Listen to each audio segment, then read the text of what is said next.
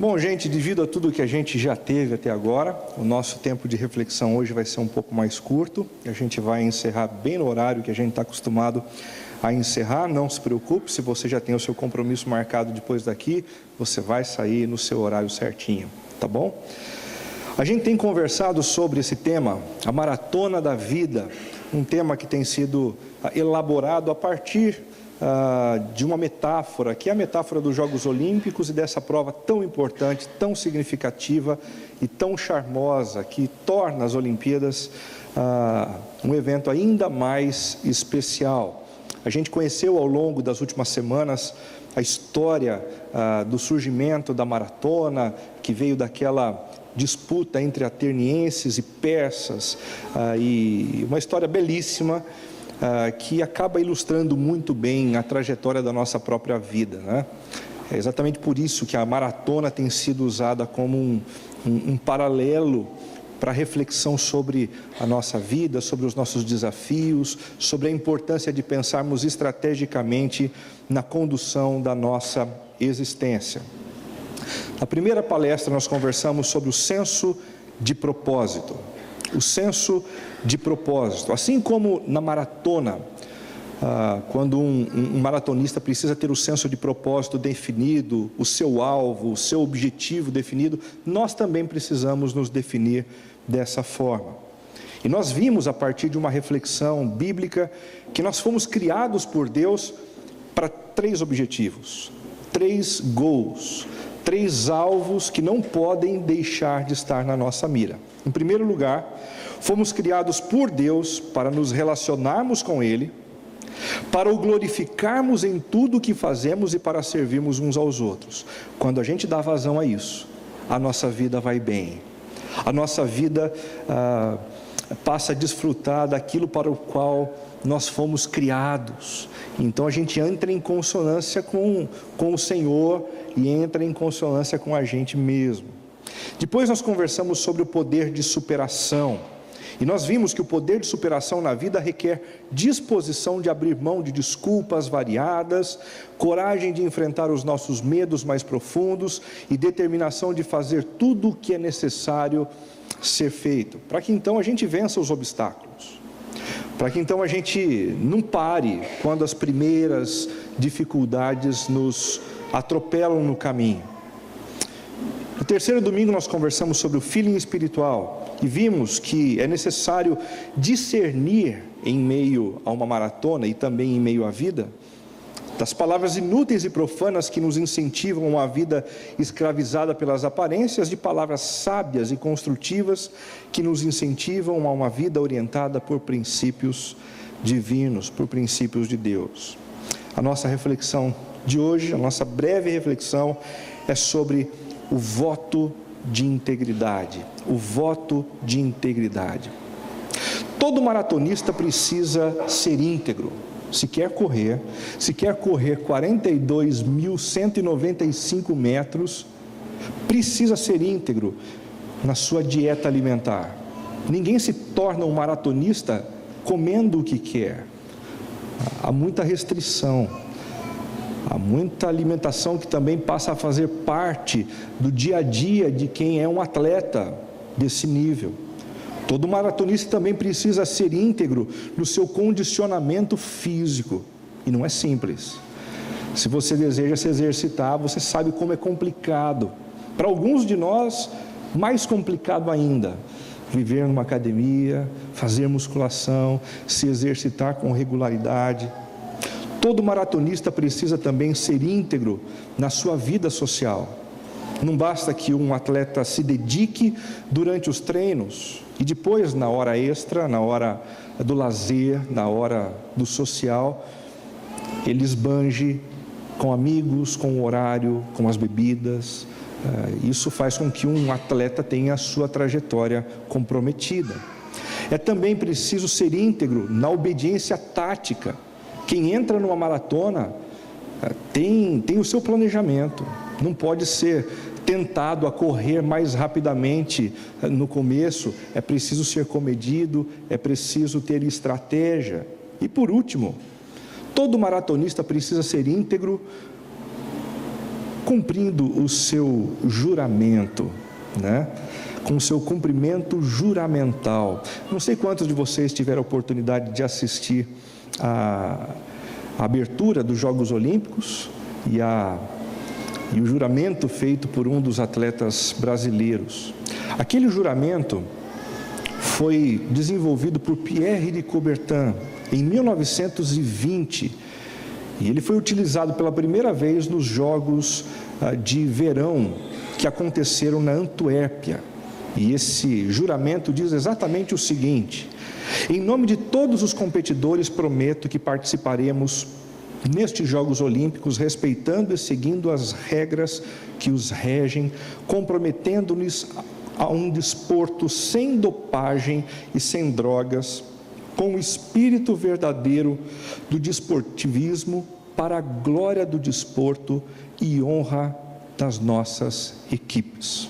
Uma palavra muito bonita, muito interessante, mas que infelizmente, desde 1920, tem sido alvo de atletas corruptos e que não dedicam a ela a devida atenção. No dia 17 de junho de 2016, o Globo nos trouxe uma notícia intrigante. Após receber informações sobre um amplo esquema de doping coordenado por treinadores e dirigentes, a Federação Internacional de Atletismo decidira suspender a Rússia de competição por tempo indeterminado. O esquema de dopagem veio à tona graças à ex-atleta Yulia Stepanova. É necessário ter ética, é necessário ter honestidade na vida de um atleta. Isso não aconteceu na vida de muitos atletas da Rússia, muita gente do Comitê Olímpico Russo também estava envolvido, muita gente do governo russo também estava envolvido. E aí a gente fica pensando, por que as coisas são assim? Por que a integridade é vendida de maneira tão rápida, de maneira tão veloz, com tanta facilidade? Aí a gente volta os nossos olhos novamente para o juramento e a gente percebe algo muito interessante. No final do juramento, há uma expressão que diz que tudo o que é feito por um atleta deve ser feito para a glória do desporto e honra das nossas equipes. A gente entende muito bem o que eles estão querendo dizer aqui, mas isso também nos lembra o fato de que não há, por parte desse juramento, nenhum compromisso com Deus. Não há nenhum tipo de compromisso com a glória do Senhor. E todas as vezes que a gente retira a glória de Deus, e Ele deixa de ser o alvo maior de tudo que nós fazemos, nós abrimos brechas na nossa vida para fazer aquilo que rompe com as leis dEle. E a integridade começa a ser sabotada. Quando Deus deixa de ser o alvo de toda a glória, outros ídolos começam a emergir em seu lugar. Alguns começam a idolatrar o seu sucesso pessoal, outros começam a idolatrar o seu prazer pessoal, outros começam a idolatrar o seu conforto, outros ainda começam a idolatrar o dinheiro, e muitos outros ídolos emergem para ocupar o lugar que deveria ser dedicado ao Senhor. É exatamente aí que surge a brecha para a crise da integridade. O nosso país, a nossa sociedade é uma sociedade repleta de crise de integridade. A gente pode até afirmar que isso é um problema endêmico no nosso país.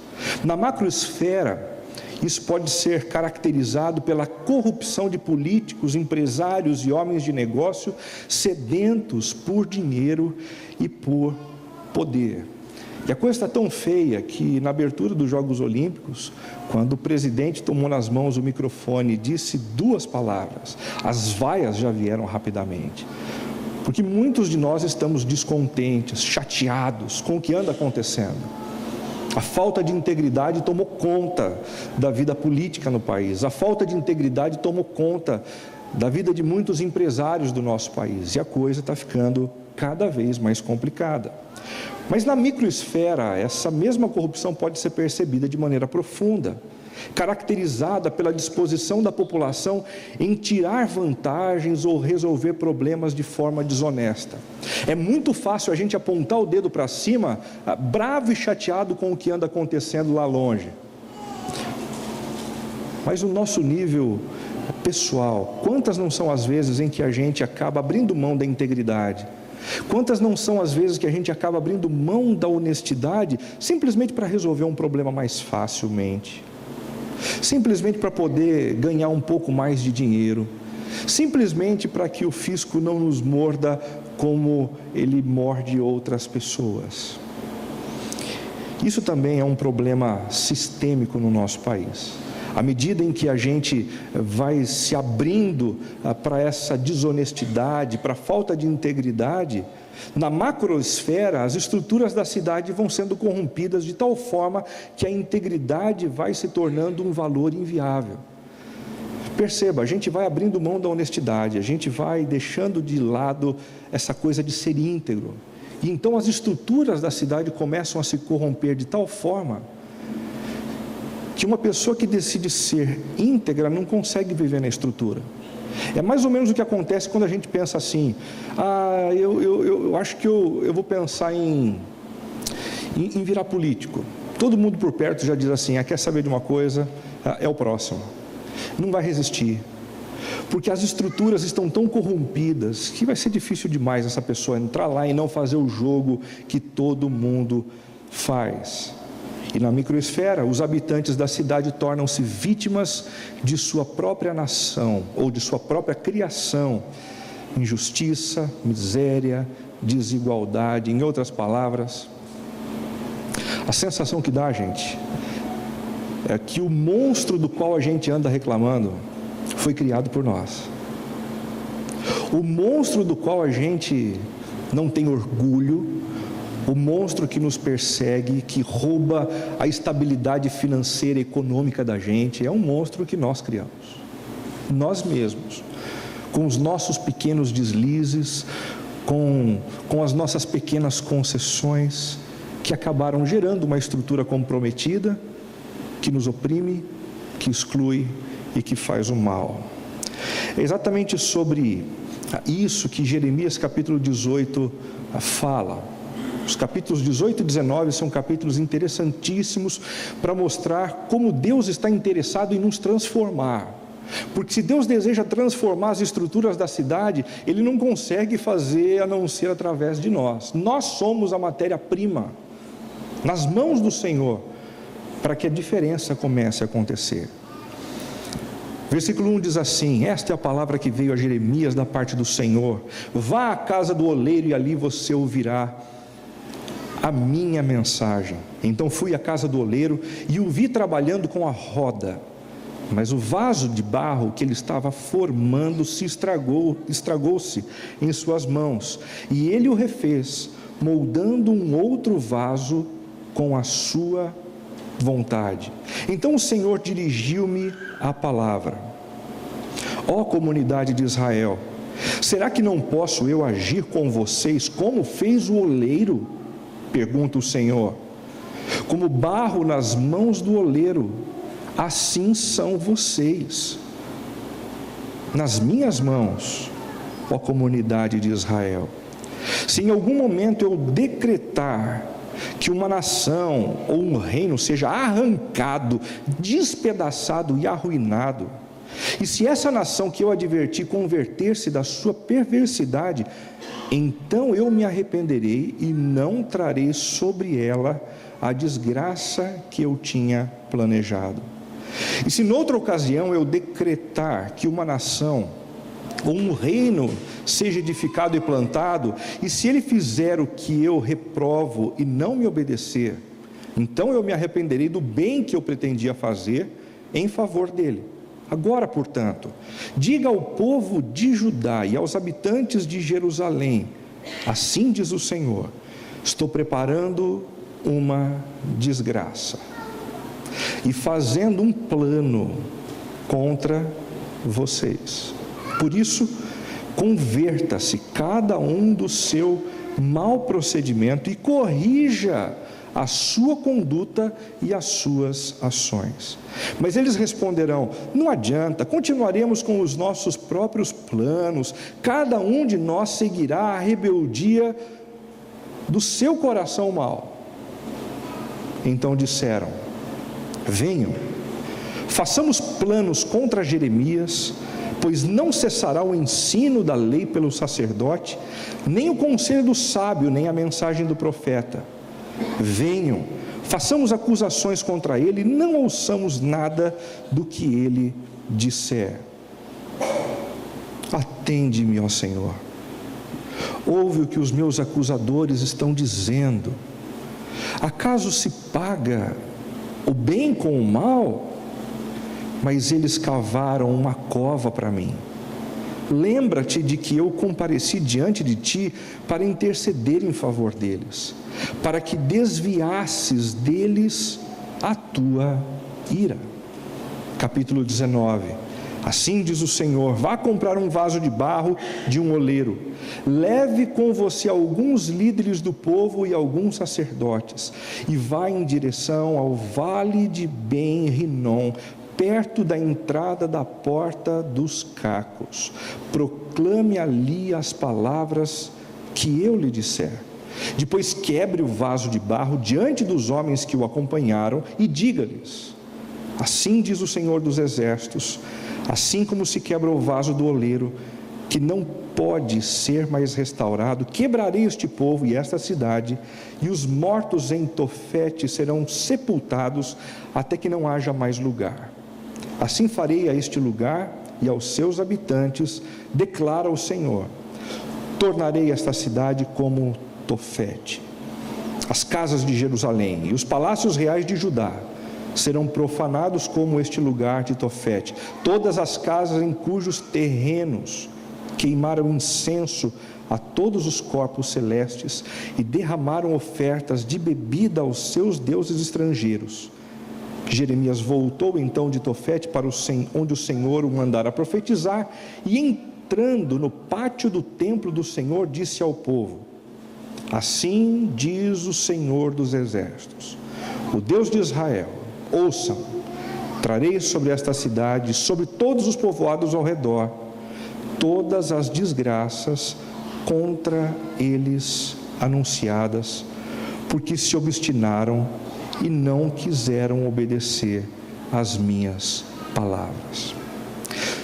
Para a gente poder entender o contexto, é importantíssimo a gente resgatar o ambiente histórico, não é? Durante muitos anos, o povo de Israel se prostituiu, essa é a palavra, se prostituiu espiritualmente sob a influência de outros governantes. O primeiro deles, Manassés, um homem extremamente mau, trouxe para dentro da adoração do povo de Deus elementos completamente estranhos. Eles começaram, por exemplo, a consultar videntes dentro do templo do Senhor. Eles começaram a consultar homens que conversavam com os espíritos para ter orientação sobre a vida e notícias sobre aqueles que partiram. Eles começaram a fazer coisas como a adoração ao deus Moloque, o deus que normalmente aceitava adoração via sacrifícios humanos.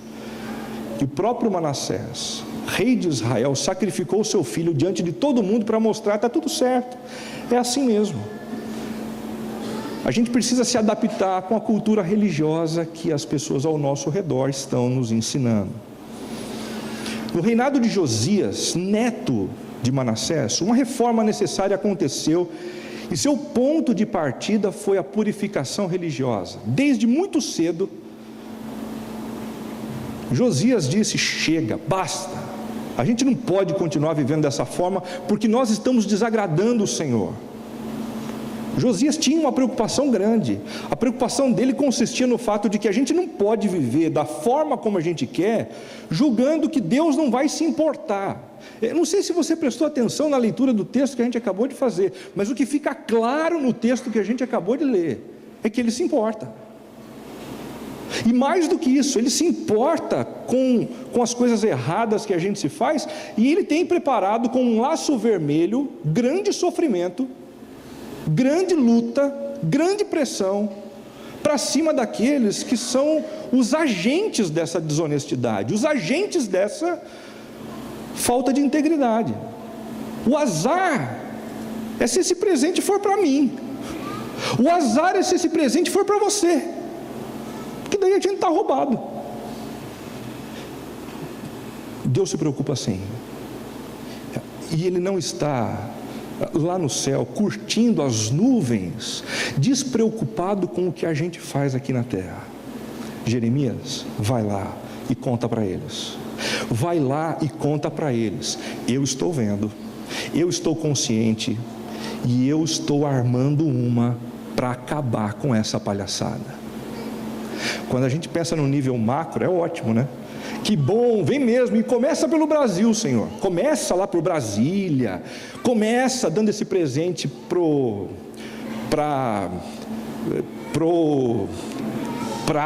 a gente tem nomes pra caramba. O problema é que para acabar com a corrupção no macro, ele precisa acabar com a falta de integridade também aqui, ó. E aí eu estou frito, lascado e feito em tirinhas pela faca do Senhor. Você está frito, cortado em tirinhas e pronto para acabar da mesma forma. Consciente de que o problema do coração deles não fora resolvido, Deus levantou Jeremias para desmascará-los. Da mesma forma como Jeremias foi e contou para eles: olha, vocês purificaram o templo, mas o coração de vocês continua imoral, o coração de vocês continua adorando outros deuses. Deus continua desmascarando a gente aqui. Essa é a verdade. Às vezes a gente começa a adorar o dinheiro, a gente começa a adorar o sucesso, e aí Deus prepara uma para a gente, com fita vermelha, com o nosso nome grifado, e aí vem o problema, e aí vem a luta, e aí vem a adversidade, e aí a casa cai, e a gente fica dizendo: por quê? Por que isso está acontecendo? E por que está acontecendo comigo? Nesse processo de tratamento do povo de Israel, Deus estava simultaneamente trabalhando na vida do povo e também na vida do profeta. Isso aqui é muito interessante, porque uma pessoa desavisada pode ler o livro do profeta Jeremias dizendo: nossa, quem é ele para dizer o que ele está dizendo? Como se ele fosse alguém completamente imune aos pecados que ele denuncia na vida do povo. Quem é ele? Ele é uma boca de Deus, alvo das profecias que ele mesmo tem apresentado. De alguma forma isso acontece aqui também, viu, gente? Quando eu sou duro falando a respeito de algumas realidades e de alguns problemas que a gente deixa entrar na nossa casa, eu não estou falando de problemas que a gente deixa entrar, que você deixa entrar na sua casa. Eu estou falando de problemas que de vez em quando flertam comigo mesmo, com a minha família, de tal forma que o que eu anuncio aqui não é agudo e dolorido para você apenas, é agudo e dolorido na mesma medida, acreditem, para mim também. Neste episódio da vida de Jeremias, o que é que nós aprendemos sobre a integridade? Em primeiro lugar, que a integridade é um valor forjado em nós pelo próprio Deus. Pelo próprio Deus. Integridade não é algo que eu saio de um ambiente como esse dizendo: agora vai. Não, eu vou fazer diferente, eu vou me esforçar, eu não vou fechar aquele negócio sujo, eu não vou puxar o tapete daquele sujeito, eu vou me esforçar, eu vou construir a minha própria integridade. Pode tentar, não vai dar certo. O nosso entusiasmo dura muito pouco, produz muito pouco, e o que produz não dura, porque parte das nossas forças, e nós somos frágeis, limitados, humanos. Mas o que Deus alertou nos olhos do profeta é que o agente principal dessa história é o Senhor. Quem está trabalhando de fato para nos forjar com integridade, nos fazer pessoas melhores, é o próprio Deus. Esta é a palavra que veio a Jeremias: vá à casa do oleiro e ali você ouvirá a minha mensagem. Então fui à casa do oleiro e o vi trabalhando com a roda. e o vi trabalhando com a roda. Nessa experiência que Jeremias teve na casa do oleiro, ele aprende uma lição. Deus não está tão silente e apático quanto ele imaginava. Deus está trabalhando. Silenciosamente, muitas vezes, Deus tem trabalhado, e trabalhado arduamente, para que eu e você sejamos quem Ele deseja que nós sejamos. E às vezes, Ele nos dá conquistas, às vezes para isso, Ele nos coloca diante de grandes oportunidades, às vezes, Ele nos puxa o tapete, Ele permite o desemprego, uma crise econômica, porque tudo, como diz a palavra de Deus, concorre para o bem daqueles que amam o Senhor. Mas sim, a gente sempre leu esse texto de maneira complicada, né? A gente sempre pensou que todas as coisas corroborassem para o meu prazer, para a minha prosperidade. Não, elas concorrem, segundo o texto bíblico, para o bem. E o bem da nossa vida não está em sermos mais ricos ou menos sofredores, mas em sermos pessoas transformadas pelo Senhor. Sai daqui hoje com uma convicção: o Senhor está trabalhando, o Senhor não está apático, Ele sabe aonde nós estamos, Ele sabe o degrau aonde nós nos encontramos no cultivo da espiritualidade, Ele sabe o próximo passo a ser dado, Ele sabe, e Ele está trabalhando para nos conduzir até lá. Esse trabalho não é prioritariamente nosso, esse trabalho é prioritariamente do Senhor. Eu não sei como essa notícia chega para você, mas para mim chega muito bem, porque tira de mim a responsabilidade de concluir algo que eu não consigo, e faz de mim um torcedor num primeiro momento. Oh Deus, vai lá, trabalha aí, eu confio que os seus planos são bons, eu confio que no final vai dar certo, a obra que o Senhor começou na minha vida vai dar certo. Nós somos barro, e se há uma virtude em ser barro, essa virtude é ser maleável nas mãos do oleiro. Apenas isso. A grande diferença entre uns e outros aqui na comunidade é que alguns são maleáveis. Alguns olham para dentro de si e percebem as inadequações, a falta de integridade, as rachaduras no caráter, e se movem diante do Senhor dizendo: faz aí alguma coisa, Pai, faz de mim um marido melhor, faz de mim uma esposa melhor, faz de mim um ser humano melhor, faz de mim um amigo melhor, que não dá, do jeito que está. Enquanto isso, existe um outro grupo de pessoas entre nós, que é o grupo de pessoas que canta, que toca, que serve, que fala, mas cujo coração não é maleável, é duro. E como diz o texto na sequência do capítulo 19, quando a gente vira vaso, aí não tem mais volta. Porque quando o barro vira vaso, ou ele serve, ou ele é útil, ou então ele só presta para ser quebrado e jogado fora. A segunda coisa que a gente percebe nesse texto é que a integridade é um valor viabilizado em nós pela graça do Senhor. É Ele que faz, Ele está trabalhando. A gente não vê isso, mas Ele está trabalhando nos céus, na nossa vida, nos tornando mais íntegros. Ele está trabalhando no mundo que a gente vive, tornando o nosso mundo um mundo melhor. Ele está fazendo isso, acredite nisso. A segunda coisa é que isso vai ser viabilizado, vai dar certo, mas vai dar certo pela graça de Deus.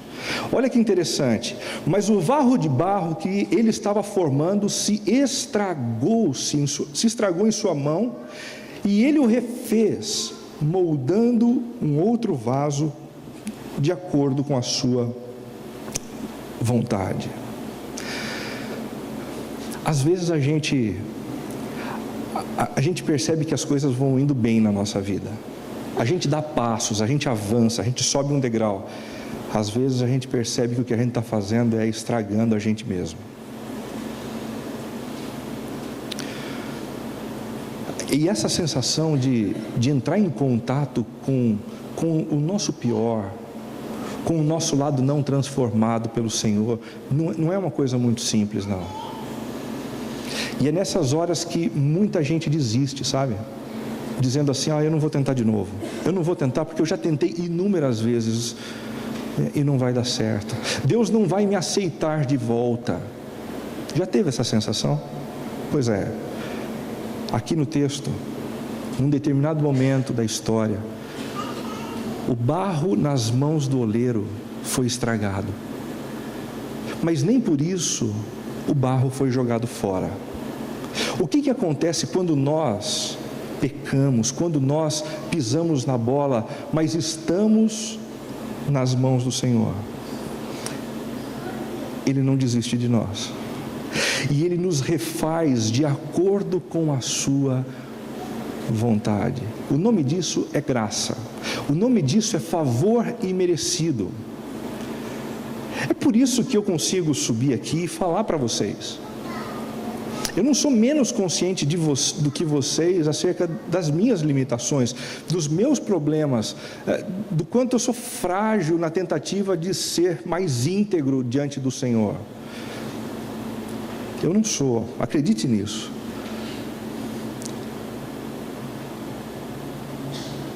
Mas Deus não desiste de mim. Eu só estou aqui liderando essa comunidade há 7 anos porque eu ganhei essa consciência. Deus não desiste de mim. Então eu não deixo de olhar para Ele, eu não deixo de pedir perdão pelos meus pecados, eu não deixo de me refazer nas mãos dEle, porque Ele não desiste de mim.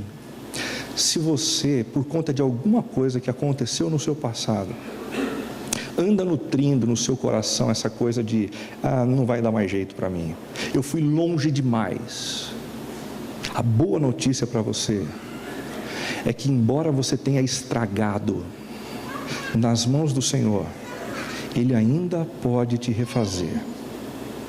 Ele ainda pode te refazer, de tal forma a você ser novo, para a honra e para a glória dEle. A terceira coisa que a gente aprende sobre a integridade é que ela é um valor desenvolvido por nós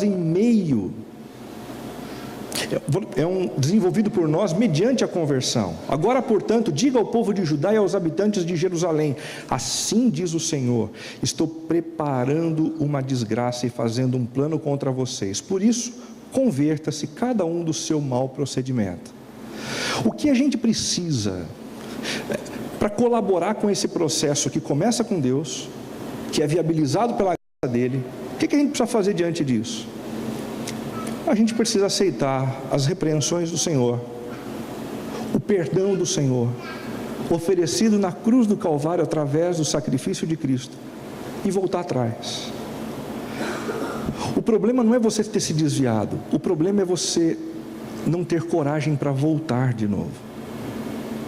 Você errou, você se desviou, você tem se afastado, receba o perdão do Senhor e volte.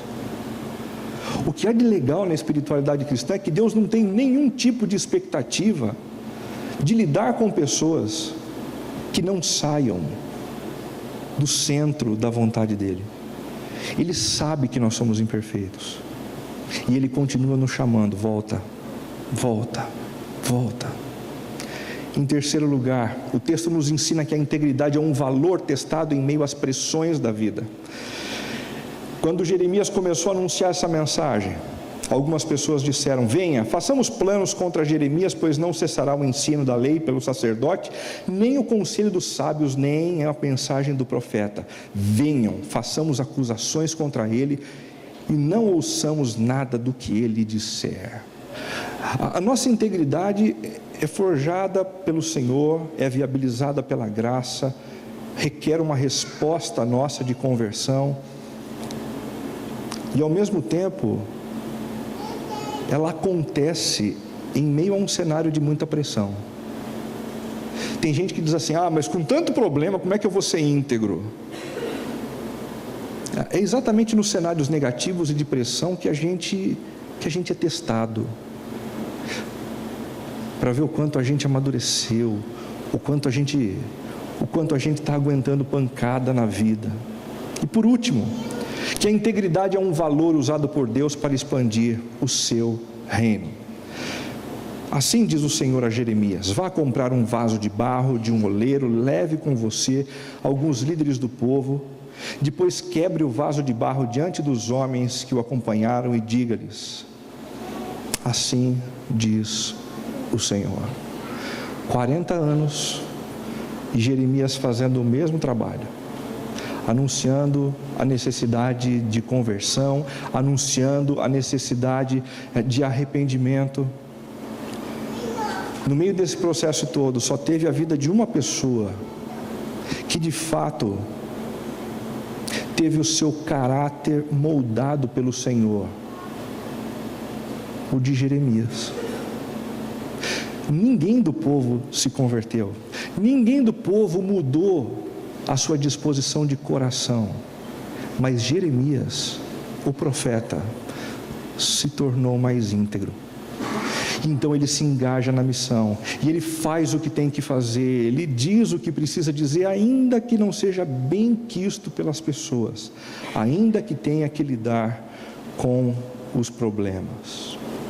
Concluindo, gente, você tem sido tentado a acreditar que Deus se esqueceu de você? Ele está tão silencioso que acho que não está trabalhando mais a meu favor, por mim, em mim. A visão de Jeremias vem para te contar uma coisa hoje: o Senhor está trabalhando. O Senhor está trabalhando, e o alvo é você. E o alvo sou eu. E pela graça de Deus, esse projeto vai dar certo. Eu não sei o que andam dizendo para você: esse aí não tem jeito mais, esse já tentou tantas vezes. A visão de Jeremias vem para dizer: pela graça de Deus vai ter jeito, pela graça de Deus vai dar certo. A obra que Ele começou na nossa vida, Ele vai completar. Ele vai completar. Você tem sido fracassado, ou tem se sentido fracassado em meio às tentativas de se tornar íntegro? Às vezes avança, às vezes retrocede. Lembre-se, a graça do Senhor se renovará. A única coisa que não é cabida não é o pecado, é o não retorno. Volta para a casa do Pai, recebe o abraço do Pai, recebe o perdão de Jesus e recomeça, simples assim. Recomece. A nossa comunidade do Campolim, não pretende ser marcada pela história de pessoas perfeitas, por uma única razão: essas pessoas não existem. Tem gente até que acha que elas existem, mas não conta nada, não existe não. Essa comunidade quer ser marcada pela comunidade de gente que, quando se afasta, retorna. Seja bem-vindo se você está voltando. Seja bem-vindo ao coração do Pai e seja bem-vindo à comunidade do Pai. Por último, você tem se posicionado na esteira de transformação de Deus? Creia, Ele há de usá-lo para expandir o seu reino, assim como usou a vida de Jeremias, com a simplicidade dele. Ele vai usar a integridade que Ele vai forjar na gente para mostrar a nossa diferença, que na verdade é a diferença que Deus produziu em nós, e isso vai fazer com que as pessoas comecem a enxergar Deus através da sua vida. através do seu jeito de falar transformado, através das suas posturas renovadas. Deus não vai apenas te fazer alguém íntegro, Deus vai fazer de você alguém útil. Quando a cerâmica começou a existir, ela tinha uma única utilidade: carregar água, carregar objetos. Mas no tempo de Jesus, a utilidade era dupla, o valor era duplo. Tudo que um oleiro produzia era sinônimo de beleza, de encantamento e de utilidade. As duas coisas Deus deseja fazer na nossa vida: fazer de nós gente mais bonita, segundo a vontade de Jesus, e gente mais útil para a expansão do reino dele. Ele vai fazer isso comigo. Ele ainda vai fazer isso comigo. E eu acredito. Ele ainda vai fazer isso com você. Ele vai fazer isso com você. Eu acredito nisso. Vamos orar, gente? Senhor, nas tuas mãos é que estamos, como barro nas mãos do oleiro, prontos e disponíveis, maleáveis, para sermos moldados conforme o teu querer. Tira o que precisa ser tirado, elimina o que precisa ser eliminado, e nos refaz de tal forma que sejamos vasos de honra perante o Senhor. Nós oramos assim, certos de que o Senhor usará essa comunidade como uma comunidade de gente que sempre volta e que se permite transformar, para que então a cidade, o estado e outros estados do país e outros países provem do mesmo também. Em nome de Jesus é que nós oramos. Em nome de Jesus é que nós oramos.